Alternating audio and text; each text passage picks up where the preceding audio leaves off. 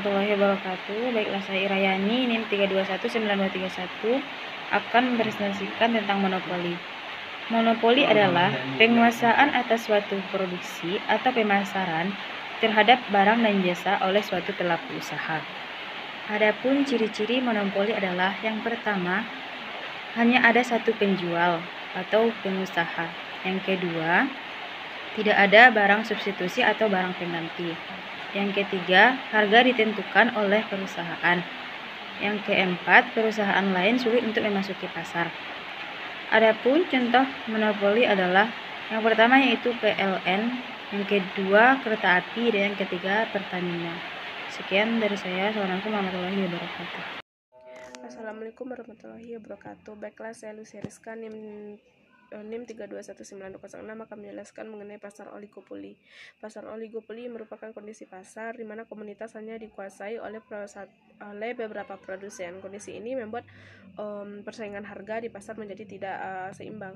Ciri-ciri dari pasar oligopoli ini yang pertama adalah saling ketergantungan, yaitu saling tergantungan antara perusahaan satu dengan perusahaan dalam pengambilan keputusan. Yang kedua, iklan dan kampanye menjadi instrumen terkuat, karena dalam pasar oligopoli keputusan satu perusahaan akan memberikan efek langsung pada perusahaan lain. Oleh karena itu, perusahaan harus waspada sepanjang waktu untuk memantau pergerakan perusahaan pesaing.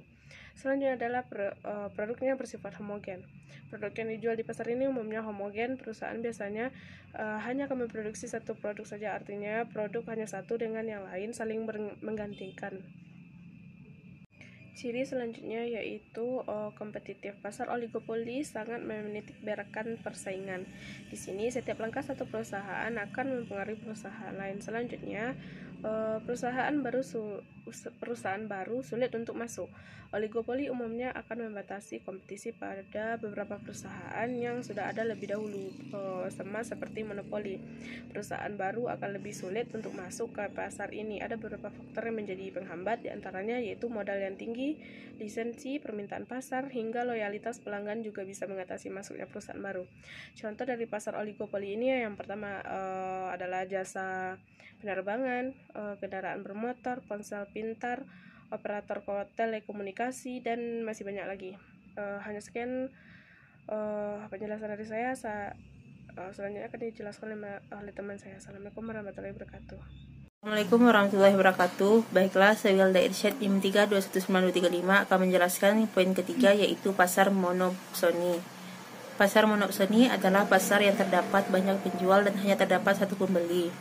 Kekuasaan tertinggi terletak pada pembeli.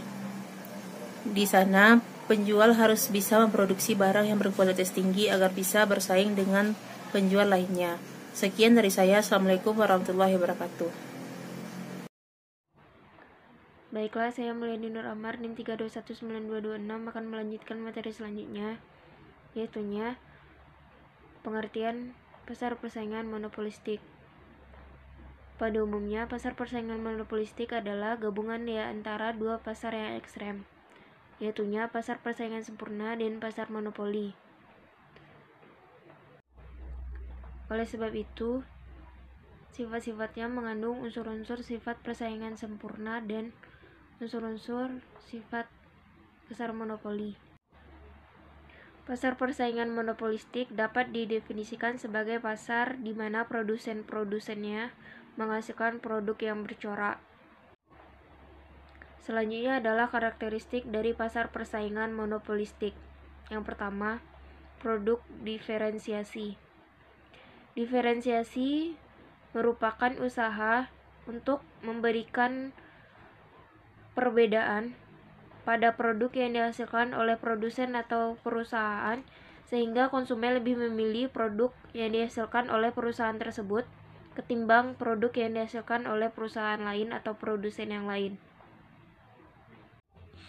Yang kedua, jumlah produsen sangat banyak. Lalu yang terakhir, mudah masuk dan keluar, dikarenakan melimpahnya sumber daya dan peluang bisnis yang besar, sehingga banyak orang yang ingin masuk ke dalam pasar ini. Akan tetapi, hal itu diimbangi dengan kerasnya persaingan, sehingga banyak sekali produsen yang keluar masuk. Di Pernata, NIM 3219213.